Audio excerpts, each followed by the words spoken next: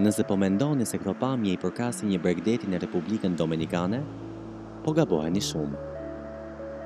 Ndodhemi në jugun e Shqipërisë.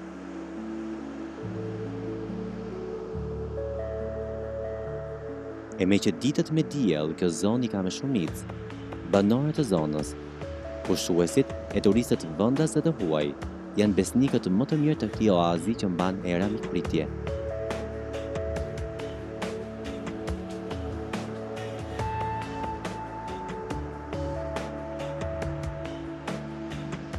Hi.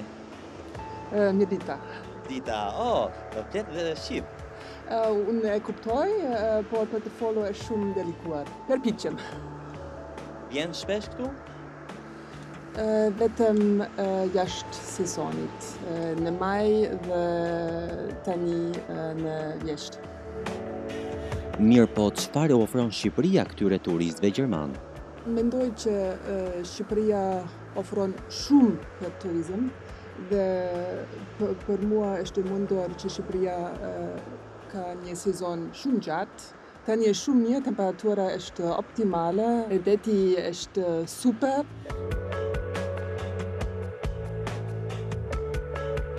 Përpos vijës bregdetare që e parë nga lart, të lë me gojë hapur, jugu i vendit tonë ofron pishina, hotele dhe resorte turistike pafund, si dhe me standarda të mirëfillta europiane.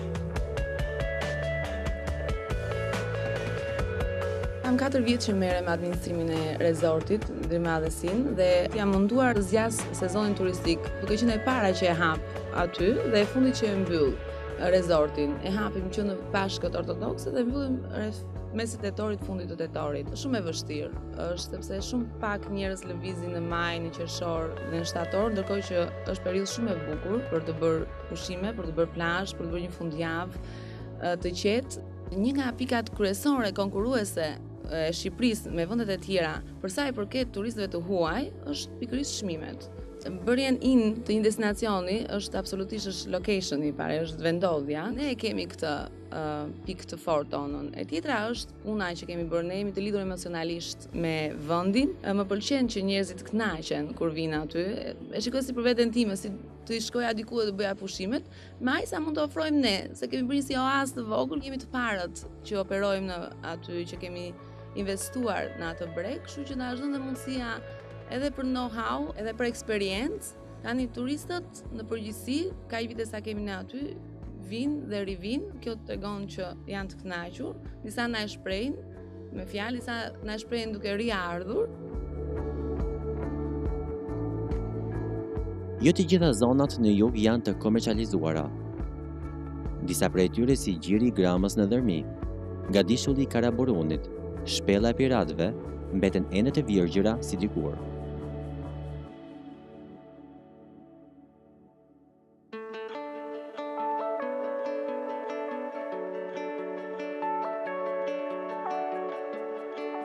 Sa kaq, në resortet ku rehatia dhe të ndjerit të mbret kërkon shumë punë, kreativitet dhe profesionalizëm, shihet e nevojshme krijimi i alternativave të reja për pushuesit. Nuk është aq e vështirë sa duket, sepse me shumë pak iniciativë, në kuptimin hapja një shkolle kulinarie, bërja disa festave të tilla tradicionale si për shembull vjelja e ullinjve dhe bërja e vallit të ullirit, që është diçka shumë interesante për njerëzit që mund të tërheqi. Këto lloj festash dhe këto lloj aktivitetesh mund të bëjnë që njerëzit fillojnë të lëvizin më shpesh dhe jashtë sezonit.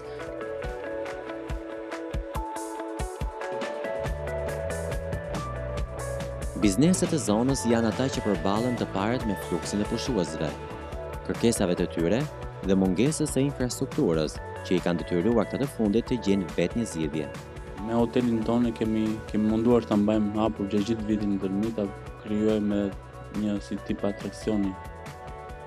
Po vërem që vetëm nëse koha është e mirë, njerëzit reagojnë me ofertat tona, se mungon akoma infrastruktura, flasim për rrugët, për pastërtinë e tyre, për mbeturinat që lidhen në cepa rrugësh, për infrastrukturë turistik si një shëtitori do të ketë Dërmiu, që edhe turistët kur të vinë këtu të kenë bëjnë një shëtitje me bicikletë, shëtitje me këmbë, të kalojë dhe koha sa më mirë. Turistët më potencial janë italianë dhe gjermanë.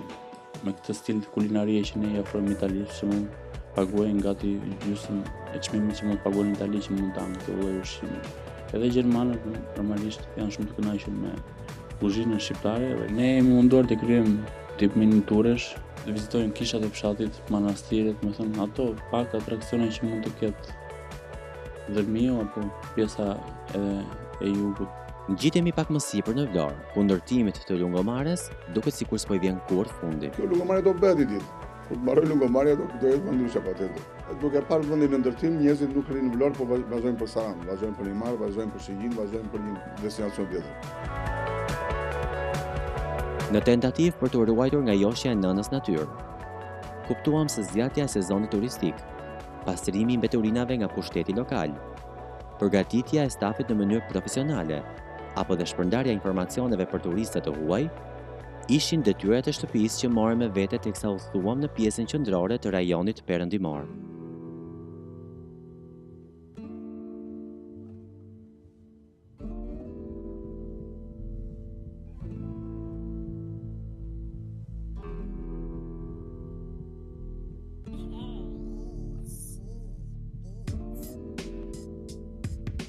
Menduat në një moment si ishte një pjesë e shkëputur nga një film amerikan?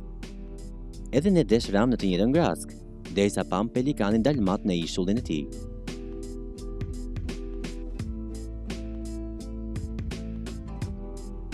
Atëherë kuptuam që jemi në parkun kombëtar Divja Karavasta dhe u gjendëm në terren me specialistët në procesin e tyre të punës, teksa numëronin shpendët.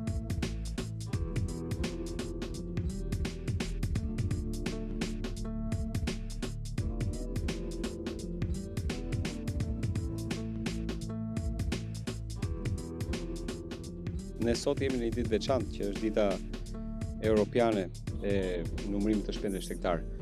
E quajtur ndryshe është Euro Bird Watch. Sot në Evropë kanë dalë pikërisht në datat 1 dhe 2 tetor për të numëruar shpendët, për të ditur se cila është pasuria në shpendë e zonave të ndryshme, dhe sot ne jemi në Karavasta.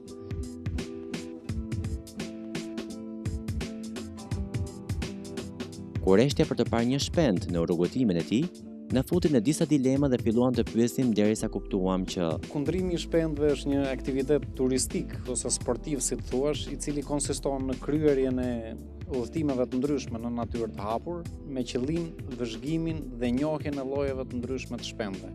Qëllimi është të numërojmë të gjithë shpendët e mundshëm, vegjël e të mëdhenj, por Divjaka, Karavastaja dallohet kryesisht nga speciet e ujit, llojet e shpendëve që jetojnë në ujë, çafkat e bardha, çafkat e përhime, karabullakët e vegjël, karabullakët e mëdhenj, qyrlykët, tufat mëdha të qyrlykëve dhe sigurisht pelikani. Mjeti i parë dhe më i domosdoshëm që çdo kundrues shpendësh duhet të ketë është udhëzuesi i shpendëve. Shqipëria ka një natyrë shumë të pasur, ka një biodiversitet shumë të pasur dhe pak kush e di këtë gjë. Numri i kundruesve të shpendëve në Shqipëri është rritur ndjeshëm dhe numri i turistëve të cilët vizitojnë zonat tona të dalluara për ushtrimin e këtij lloji aktiviteti është rritur. Laguna Karavastas është laguna më e madhe dhe më e rëndësishme e zonës bregdetare të detit Adriatik, me një sipërfaqe prej 43.3 km2. Divjaka është zona më e rëndësishme për biodiversitetin në Shqipëri, në sajt lagunave, në sajt pyllit, në sajt habitateve, në trajt mozaikut të shpërndarë në kënd. Hyrja për në park ndodhet 1.2 km në veri të qendrës së parkut dhe plazhit. Laguna është ndarë nga deti prej pyllit me pisha të Divjakës.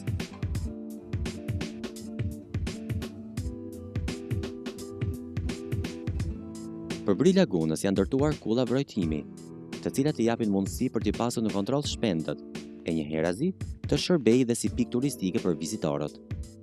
Në parkun tonë janë rreth 245 lloje shpendësh, nga 350-351 që janë në gjithë Shqipërinë.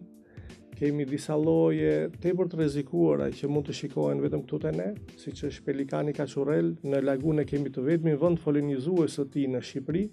Kemi vrejtur edhe disa lloje tepër të rralla rosash, siç është kokuqja e vogël, po kemi lundërzën, që është një specie e rrezikuar. Nuk para ka gjëtit palishme. Të paktën në këto kohë të fundit nuk kemi dëgjuar fare të shtëna. Dhe ky është një ndryshim i dukshëm në raport edhe me zonat të tjera të Shqipërisë, sidomos me zonat kontinentale, ku gjuhët tjera për fat keq ende vazhdojnë. Ne jemi një vend i cili ka pothuajse të gjithë karnivorët e mëdhenj të Evropës, sikurse është ariu i murr, ujku, rrëqepulli i Ballkanit dhe të tjerë. Turizmi ka përjetuar disa ndryshime drejt përmirësimit gjatë viteve të fundit të parkun kombëtar Divjaka Ravasta, një pjesë të cilave lidhen me plazhin e Divjakës dhe frekuentuesit e tij. Se një turist i cili vjen dhe do të vizitojë Shqipërinë, duhet ta fusë në listën e tij të preferuar dhe destinacionin e loginës së Karavastas. Parku Divjaka Ravasta. Divjaka Ravasta. Se në parkun kombëtar Divjaka Ravasta ai gjen gjithçka që mund të ofrojë natyra. Kemi detin, kemi lagunën, kemi pjesën e Kodrës me një pyll krejt të veçantë, kemi pyllin e Pishës që është me një përjardhje të lashtë, po kemi edhe një shumë llojshmëri biodiversiteti.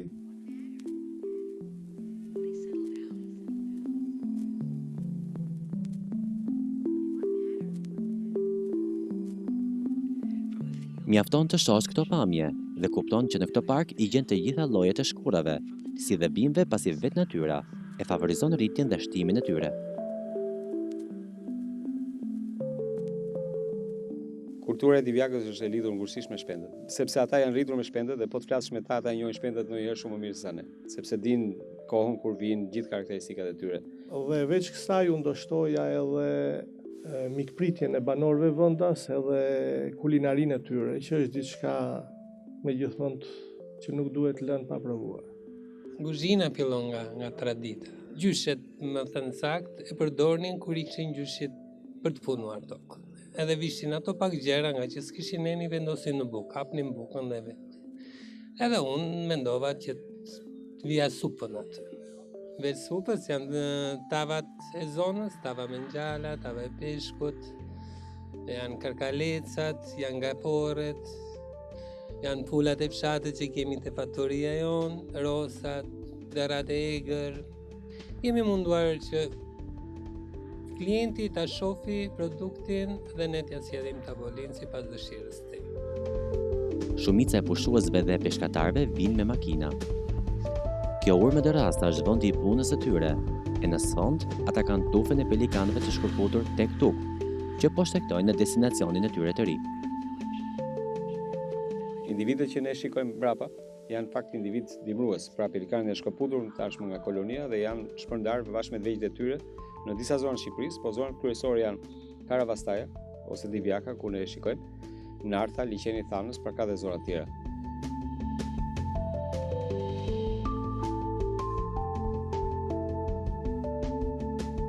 U zhvendosëm në lagunën e Nartës me pritshmëri të larta. Prej 2 vitesh, ura e drunjë që të çon në manastir është prishur nga prurjet e mëdha të lumit Vjosa, duke detyruar turistët të kalojnë në anën tjetër vetëm nëpërmjet barkave të peshkatarëve të zonës.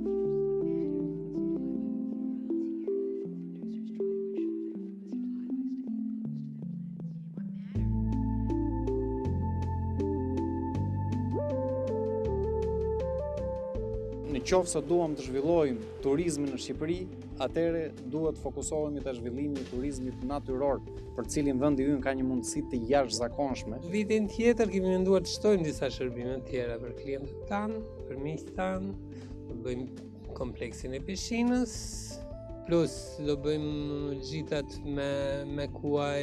Jam shumë i bindur që nëse edhe këto do ishin, do kishte një numër akoma më të madh turistësh. In fact, there was a lot in German media this year about Albania. Very beautiful films and articles in newspapers. So the interest is growing. Në radhë të parë në konkurrencë me veten tonë. Kështu që mendoj që çdo vit do kemi nga një të re. Si vjet shumë kishim një shërbim, një spa të vogël aty, komode, por shumë që njerëzit e pëlqyen shumë. Vitin tjetër me shërbimin gjithmonë më mirë jemi, kështu që shpresoj që vitin tjetër jemi akoma më mirë. It's rather cheap for us to stay here, but now it's off season. Yes. I know that the rooms are much more expensive in high season. This is a little bit a vicious circus. It doesn't have the offer, so people do not come. So if people would ask, the offer would maybe there. So the vicious circle needs to be broken. Ato janë parametra që i rregullon tregu vet, por që të vinë njerëzit të ketë kërkesë, të rritet sezoni, duhet patjetër infrastruktura. Maybe the roads like here are not perfect, but I don't mind because I prefer to have bad roads and few houses instead of many houses and good roads. It's definitely going to the right direction. People just need to continue hard to work in that same direction. So it will come. I'm very confident in that. And of course, don't spoil your nature. Be careful with construction permits. No big hotels. Duhen certifikohen këto lloj shërbimesh, sepse turizëm në breg të detit nuk mund të bëj çfarëdo lloj njeriu. I hope it will stay like that.